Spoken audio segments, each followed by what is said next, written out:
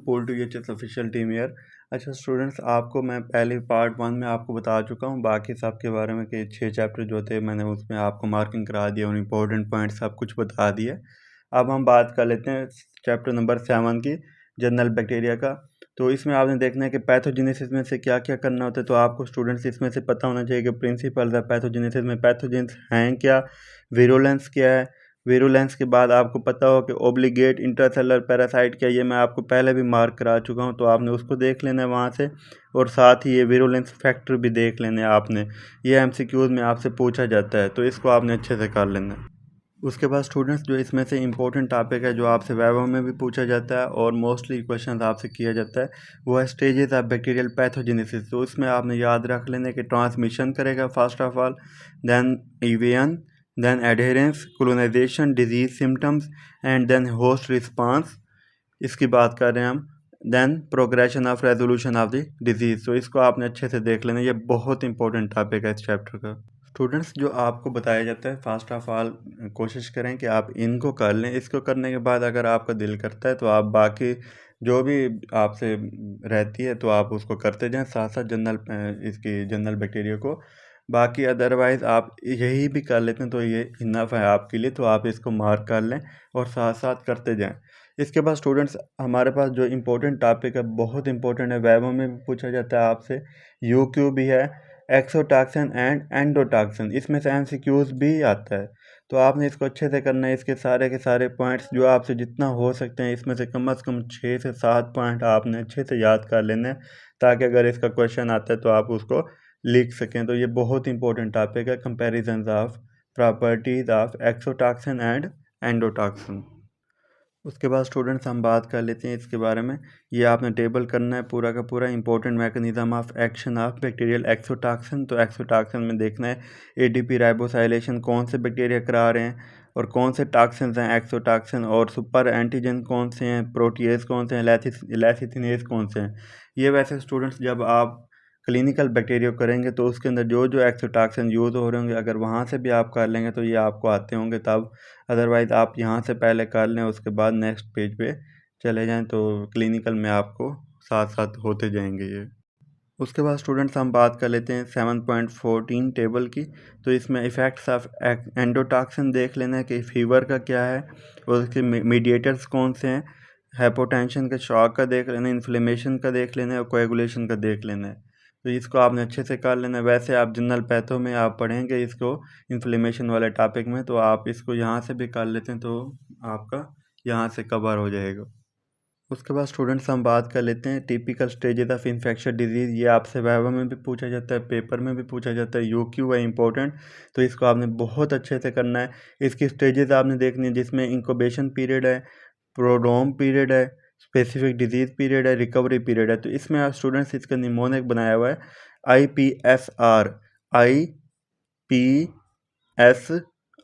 तो इसको आपने इस तरह से भी याद रख लेना है ताकि आपको ये अच्छे से याद रहे।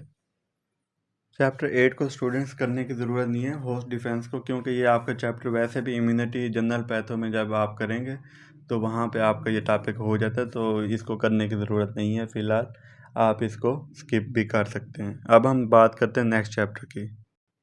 स्टूडेंट्स ये जो चैप्टर लेबॉरेटरी डायग्नोसिस का चैप्टर नंबर 9, इसमें से आपने जस्ट इनके टेस्ट के नेम याद करने होते हैं कि कौन कौन से टेस्ट हैं जो हम बैक्टीरिया के लिए करते हैं। अदरवाइज़ जब आप क्लिनिकल बैक्टीरिया करेंगे तो वहाँ पे भी आपको टेस्ट सारे याद हो जाएंगे।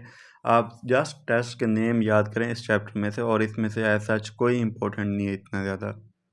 इस चैप्टर में से स्टूडेंट्स जो ज़्यादातर इंपॉर्टेंट है वो ये है कि कौन से commonly used bacteriologic agars and their functions.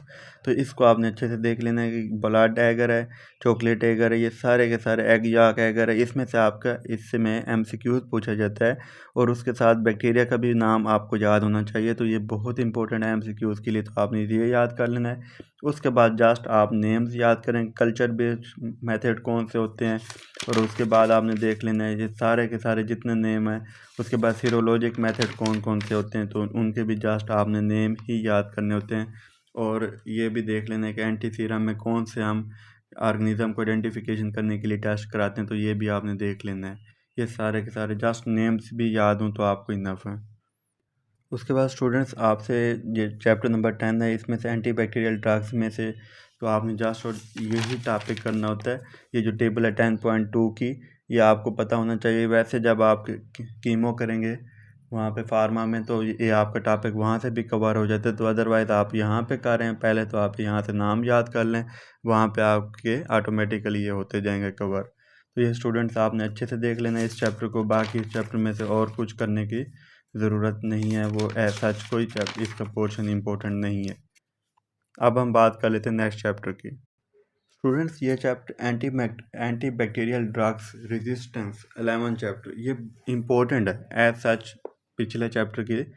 तो आपने इसको आपने ऐसे ही याद करने के मैकेनिज़्म ऑफ ड्रग रेजिस्टेंस, जिसमें हमने देखना है कि कौन कौन से हैं, ये आपने टेबल करना है यहाँ से, ये इम्पोर्टेंट है इसमें।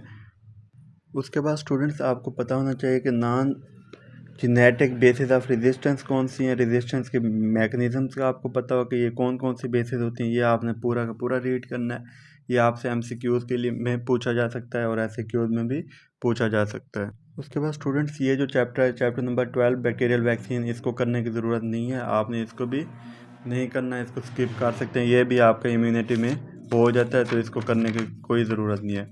उसके बाद जो हम बात करते हैं स्टूडेंट्स, जो इसमें इंपॉर्टेंट टॉपिक आ जाता है वो है चैप्टर नंबर हमारा 13।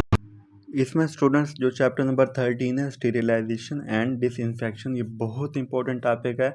इसमें से आपका एक क्वेश्चन लाजमी बनता है, क्योंकि जनरल बैक्टीरिया में से एक क्वेश्चन नहीं आना होता है, तो इस चैप्टर में से ज़्यादा चांसेस होते हैं क्वेश्चन के बनने के। तो आपने बहुत अच्छे से करना है। इसमें से आपने प्रिंसिपल्स ऑफ स्टीरिलाइजेशन एंड ये डिसइंफेक्शन, इसमें स्टीरिलाइजेशन की डेफिनेशन इसके बारे में आपको पता हो, डिसइंफेक्शन की डेफिनेशन का पता हो, ये एंटीसेप्टिक्स का पता हो, ये सारी की सारी डेफिनेशन बहुत इंपॉर्टेंट है। तो आपने इनको अच्छे से कर लेना है। उसके बाद स्टूडेंट्स इसमें से जो इम्पोर्टेंट है वो ये है कि infection control of precautions and practices. तो इसमें से आपने ये स्टैंडर्ड मेथड जो होते हैं ना प्रिकॉशंस के, ये आपने नेम याद कर लेने कि कौन कौन सी प्रिकॉशंस होनी चाहिए। तो इसको आपने अच्छे से कर लेना, जिसमें आपने ये भी देख लेना clinical use of disinfection and sterilization, ये बहुत इंपॉर्टेंट है। इसमें से एमसीक्यूज़ भी पूछा जाता है, अदरवाइज यूक्यू में भी आपसे 2 क्लिनिकल यूज़ पूछ सकते हैं, कोई से 2। तो आपने ये सारे के सारे लिखना होता है, अदरवाइज एमसीक्यूज़ मस्ट है। तो ये टेबल बहुत इंपॉर्टेंट है, इसमें से आपने स्टूडेंट्स कुछ भी नहीं छोड़ना, आपने सारी की सारी टेबल करनी है। इसके बाद हमने जो करना है इस चैप्टर में से वो ये है कि फ़िज़िकल एजेंट्स, फ़िज़िकल मेथड आपसे पूछे जाते हैं कि कौन से फिजिकल मेथड्स हैं बैक्टीरिया को किल करने के लिए। तो आपने इसमें से याद करना था हीट, फिर हीट को डिवाइड किया गया है मोइस्ट हीट में और ड्राइंग हीट में। तो ये भी आपने देख लेना, ये सारे के सारे इंपॉर्टेंट एमसीक्यूज़ में आता है, आपसे पूछा भी जाता है और यूनिवर्सिटी क्वेश्चंस भी है। तो पास्चराइजेशन का आपको पता हो, उसके टेम्परेचर का पता हो कि कौन से टेम्परेचर पे पास्चराइजेशन की जाती है। उसके बाद रेडिएशंस का पता हो कि कौन से रेडिएशंस को हम मैक्रो ऑर्गेनिज्म को किल करने के लिए यूज़ करते हैं। तो इस तरह से ये आपका चैप्टर कंप्लीट हो जाता है। स्टूडेंट्स नेक्स्ट चैप्टर इतना इम्पोर्टेंट नहीं है, वो सारा का सारा ओवरव्यू के बारे में, पैथोजेंस के बारे में। तो आपने इसको अच्छे से कर लेना। ये सारी की सारी जो भी आपको मार्किंग कराई गई है इसको आप बुक पे मार्क कर लें।